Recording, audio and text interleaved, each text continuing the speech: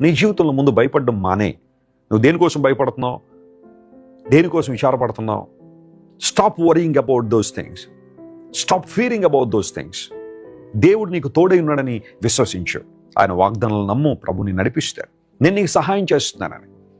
ఒక గొప్ప లాయర్ మనకు తెలిస్తే కోర్టులో మనకు సహాయపడతారేమో. ఒక మంచి డాక్టర్ మనకు తెలిస్తే ఏదైనా వ్యాధి వస్తే స్వస్థత ఇవ్వడానికి లేదా ట్రీట్మెంట్ చేయడానికి సహాయపడతారేమో.